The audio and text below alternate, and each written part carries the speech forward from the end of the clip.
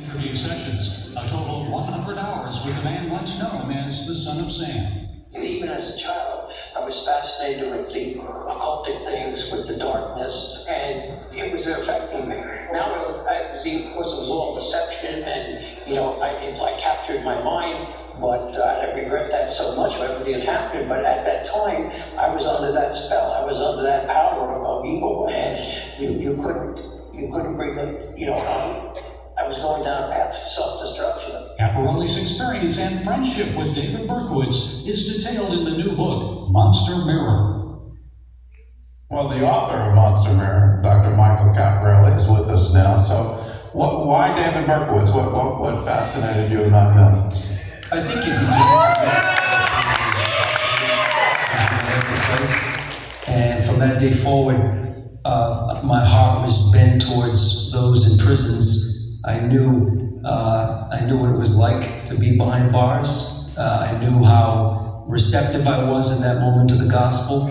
Heard David Berkowitz's testimony in the 700 Club back in the 90s.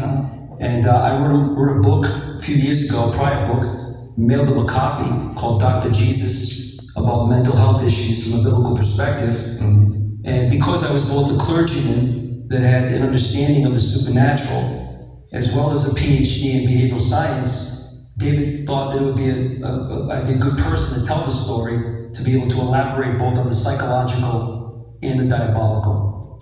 Well, let's get into the diabolical with David Berkowitz. Following his arrest, he several times mentioned that he was obeying demonic voices.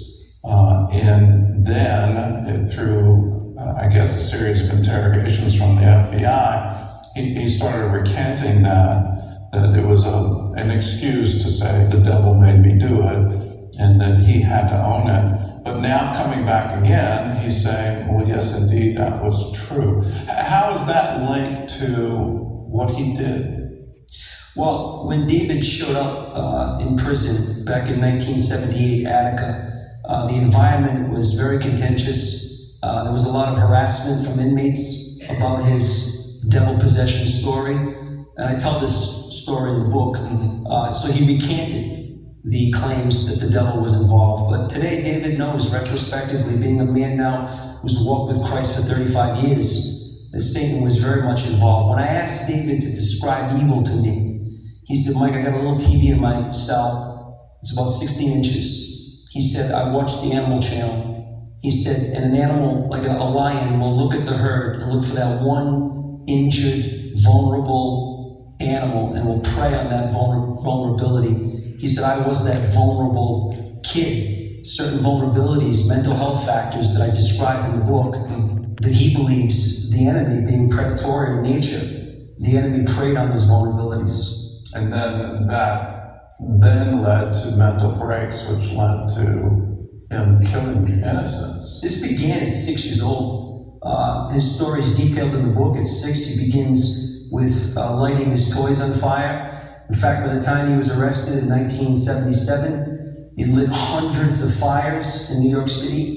The NYPD found a journal where all his fires logged. So not only had he gunned down 13 people, but he lit all these fires, really expressions of his anger, shame, isolation, all the themes that I discuss in the book, and discussing how these themes work in synergy with satanic influences. But the good news is, in 1988, the Son of Sam became a son of God, and David's testimony is as bona fide as it gets.